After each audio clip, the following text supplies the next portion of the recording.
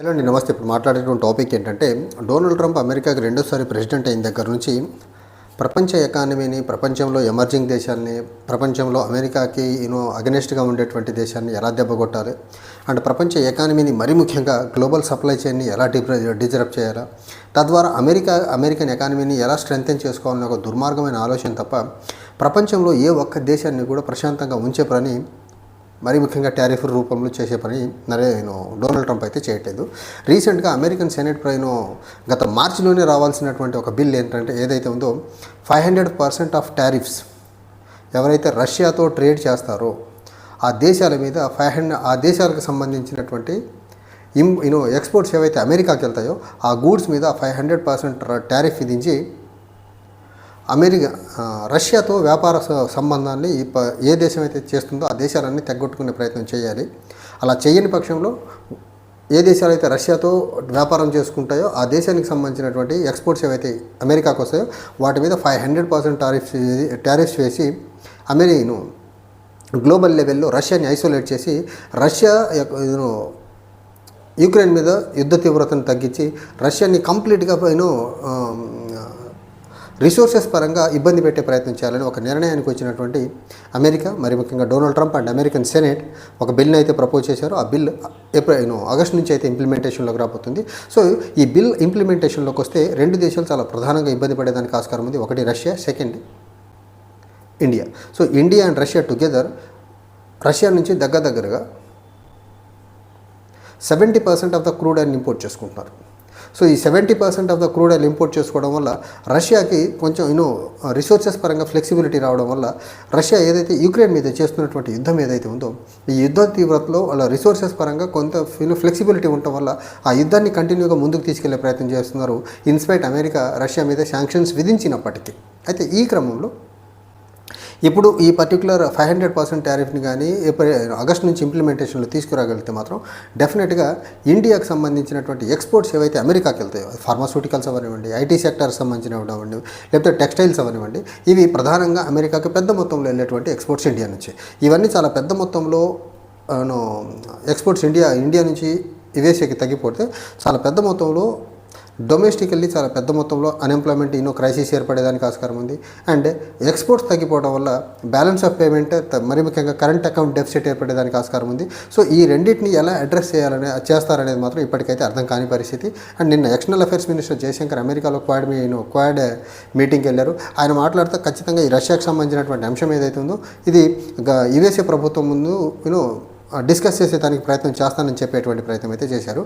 But ఇక్కడ India China అమెరికాకి అగెనెస్ట్గా America వేసినటువంటి టారిఫ్స్కి రిటాలియేటరీ టారిఫ్స్ చేసుకుంటూ ముందుకెళ్తున్న నేపథ్యం. కానీ ఇండియా అలాంటి ఒక స్టెప్ తీసుకుంటుందా అమెరికన్ ప్రభుత్వానికి అగెనెస్ట్గా? అమెరికా ఏదైతే ఇండియన్ ఎక్స్పోర్ట్స్ మీద టారిఫ్ విధిస్తుందో, సిమిలర్లీ ఇండియా ఏదైతే యుఎస్ నుంచి ఇంపోర్ట్ చేసుకుంటూ వాటి మీద ఈ 500% టారిఫ్ వేసే మెకానిజాన్ని ఇండియా ముందుకు తీసుకెళ్ళడానికి ఆస్కారం లేదు. ఎందుకంటే డొనాల్డ్ ట్రంప్, నరేంద్ర మోదీ ఇద్దరి మధ్య ఏదో పెద్ద మొత్తంలో బాండింగ్ ఉంది. అండ్ నరేంద్ర మోదీ ఎక్కడ మాట్లాడినా my friend Donald Trump, my friend president Trump అని చెప్పే ప్రయత్నం చేస్తారు.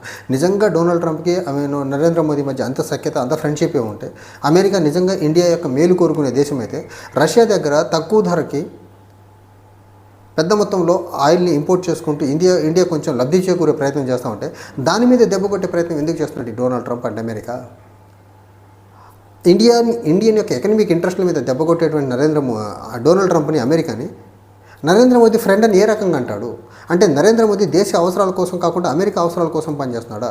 దేశ అవసరాలకు అగెనెస్ట్గా పనిచేస్తున్నాడు ఇక్కడ అర్థం అవ్వట్లేదా? ఇంకో పక్క డొనాల్డ్ ట్రంప్ 2016లో ఇరాన్ P5+1 కంట్రీస్ మధ్య జరిగినటువంటి న్యూక్లియర్ అగ్రిమెంట్ నుంచి బయటకు వచ్చిన క్రమంలో ఇరాన్తో ఎవరన్నా ఇరాన్ మీద ఘోరమైనటువంటి ఎకనమిక్ శాంక్షన్స్ విధించిన క్రమంలో ఇండియా ఆ రోజుకి 2016 యుఎస్ఏ P5+1 న్యూక్లియర్ అగ్రిమెంట్ నుంచి బయటకు వచ్చే టైంకి ఇరాన్ ఇండియాకి 3rd లార్జెస్ట్ క్రూడ్ ఆయిల్ సప్లయర్గా ఉండేది ప్రపంచవ్యాప్తంగా. అలాంటి దేశం నుంచి కూడా ఎకనమిక్ శాంక్షన్స్ని ఇరాన్ మీద యుఎస్ విధించడం వల్ల డొనాల్డ్ ట్రంప్ టెన్యూర్ 1లో ఇరాన్ నుంచి ఏదైతే ఇండియా ఇంపోర్ట్ చేసుకుంటుందో క్రూడ్ ఆయిల్ అది గ్రాడ్యువల్గా తగ్గించుకుంటూ ఈరోజు ఇరాన్ నుంచి నెగ్లిజిబుల్ అమౌంట్ ఆఫ్ క్రూడ్ ఆయిల్ని జీరో అవుట్ చేసుకున్నారు కంప్లీట్గా. సో ఇరాన్ నుంచి ఓ పక్క మనకు రావాల్సినటువంటి ఒక రిలయబుల్ క్రూడ్ ఆయిల్ సప్లయర్గా ఉన్నటువంటి ఇరాన్ని 2016లో ఇరాన్ మీద శాంక్షన్స్ విధించి దెబ్బకొట్టే ప్రయత్నం చేశారు. ఇప్పుడు కొత్తగా యుక్రెయిన్ యొక్క యుద్ధాన్ని బూచిగా చూపి రష్యాని ఇబ్బంది పెట్టాలని ఒక సాకుతో ఇండియన్ ఎకానమీని దెబ్బకొట్టే ప్రయత్నం చేస్తున్నాడు. అది ఇండియన్ ఎకానమీకి తక్కువ ధరలో వస్తున్నటువంటి క్రూడ్ ఆయిల్ రష్యా నుంచి తీసుకోకుండా ఇబ్బంది పెట్టే ప్రయత్నం. ఇన్ కేస్ తీసుకునే ట్రేడ్ రష్యాకి ఇండియాకి మధ్య అలానే సాగితే క్రూడ్ ఆయిల్ పరంగా ఇండియాకి సంబంధించినటువంటి ఎక్స్పోర్ట్స్ ఏవైతే యూఎస్ఏకి వెళ్తాయో వాటి మీద 500% టారిఫ్ అంటే అసలు డొనాల్డ్ ట్రంప్ ఇండియా మేలు కోరుకుంటున్నాడా అంటే ఖచ్చితంగా కాదు. ఇక్కడ ఒక పక్క ఫస్ట్ 10 yearsలో ఇరాన్ నుంచి మనకు ఇండియాకి ఇంపోర్ట్ చేసుకున్నటువంటి క్రూడ్ ఆయిల్ మీద దెబ్బకొట్టే ప్రయత్నం చేశాడు.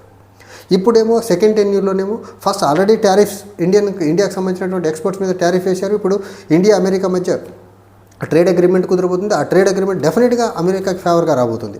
ఒక పక్క అమెరికాకి ఫేవర్గా ట్రేడ్ అగ్రిమెంట్ చేయించుకుని భయపెట్టి టారిఫ్లని ఒక మహమ్మారిని తీసుకొచ్చి ప్రపంచ దేశాలన్నింటినీ భయపెట్టి ఇండియాతో పాటు అమెరికాకు అనుగుణంగా ట్రేడ్ రిలేషన్స్ని మార్చుకుంటూ ఇంకో పక్క ఏ దేశం నుంచి అయితే ఇప్పుడు ఇండియా మేజర్లీ క్రూడ్ ఆయిల్ మీద డిపెండ్ అయ్యిందో ఆ దేశం మీదకి మీరు ఆ దేశంతో క్రూడ్ ఆయిల్ ట్రేడ్ కానీ చేయగలిగితే మళ్ళీ మీ ఎక్స్పోర్ట్స్ మీద 500% టారిఫ్ అంటే ఇది ఏ రకమైనటువంటి ఎకనమిక్ వారో అర్థం కాని పరిస్థితి. ఒక పక్క ఇరాన్ మీద శాంక్షన్స్, ఇంకో పక్క రష్యా మీద శాంక్షన్స్. అంటే అమెరికా మాటని ఏ దేశం మీదనే శాంక్షన్ విధించే ఒక దుర్మార్గమైన ఉంది. ఇంకో పక్క అమెరికాతో ఫ్రెండ్లీ రిలేషన్ మెయింటైన్ చేస్తున్నటువంటి ఇండియా యొక్క ఎకనమిక్ ఇంట్రెస్ట్లు దెబ్బతింటున్నా భారత ప్రభుత్వం కనీసం మాట్లాడే పని చేయదు.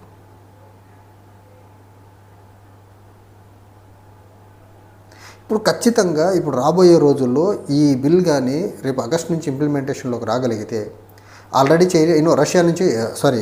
ఇరాన్ నుంచి ఇండియా ఆల్మోస్ట్ జీరో అవుట్ చేసుకుంది తన ఇంపోర్ట్స్ని.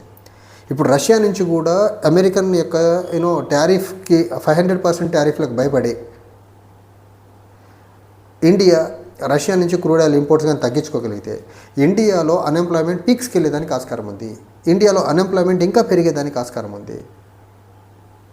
ఇండియాలో బేసిక్ గూడ్స్ ఏవైతే బేసిక్ నెసెసిటీస్ ఏవైతే ఉంటుందో వాటి ధరలు అమాంతంగా పెరిగేదానికి ఆస్కారం ఉంది.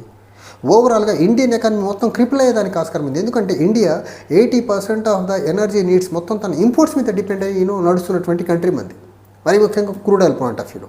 సో అలాంటి క్రూడ్ ఆయిల్ మీద ఒక పక్క ట్రస్టెడ్ రిలయబుల్ ఎనర్జీ సప్లయర్గా ఉన్నటువంటి ఇరాన్ మీద శాంక్షన్స్ విధించి ఇరాన్ నుంచి క్రూడ్ సప్లై లేకుండా చేశాడు. ఇంకో పక్క తక్కువ ధరకి ఇండియాతో ఫ్రెండ్లీ కంట్రీగా ఉన్నటువంటి రష్యా నుంచి ఇంపోర్ట్ చేసుకుంటుంటే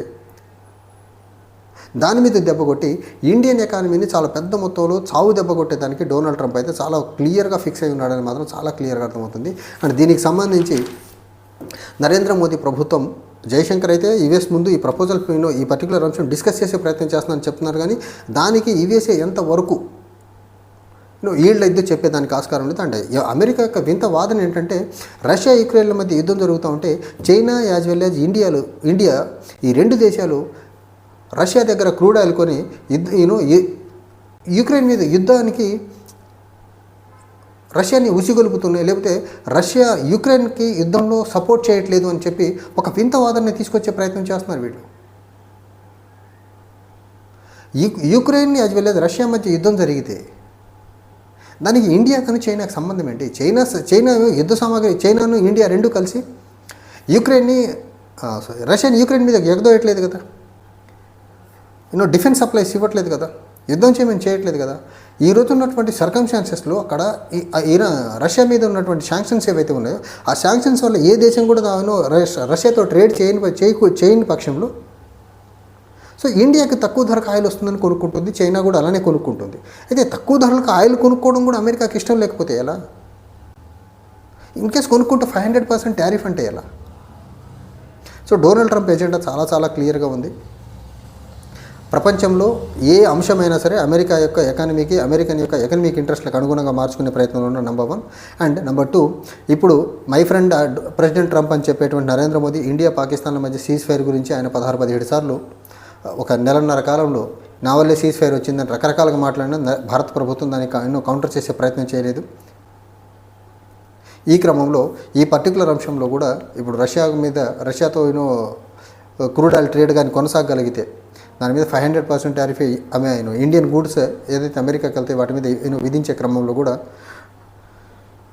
చైనా రియాక్ట్ అయినంత అగ్రెసివ్గా ఇండియా రియాక్ట్ అవుతుందని అయితే నేను చెప్పుకోవట్లేదు. ఎందుకంటే రిటాలియేటరీ అయిన American president Donald Trump tariff war మొదలుపెట్టిన క్రమంలో చైనీస్ గూడ్స్ మీద, చైనీస్ ఎక్స్పోర్ట్స్ మీద టారిఫ్స్ వేస్తే in return American exports to China ఏవైతే ఉన్నాయో వాటి మీద కూడా చైనా పెద్ద మొత్తంలో రిటాలియేటరీ టారిఫ్స్ వేసే పని చేసింది. కానీ ఇండియా అలాంటి పని చేయలేదు.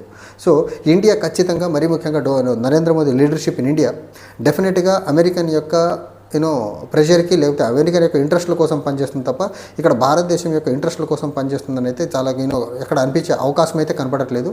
చూడాలి ఇప్పుడు ఆగస్టులో ఈ పర్టికులర్ బిల్ని కానీ సెనేట్ పాస్ చేయగలిగితే మాత్రం, ఆల్రెడీ డొనాల్డ్ ట్రంప్ ఈ పర్టికులర్ బిల్కి అప్రూవల్ ఇచ్చేశారు. సో సెనేట్ పాస్ చేయగలిగితే 500% టారిఫ్ అంటున్నారు.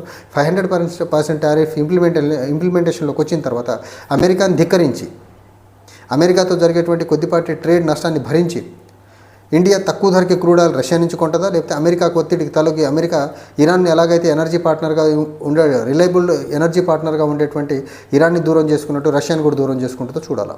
Thank you.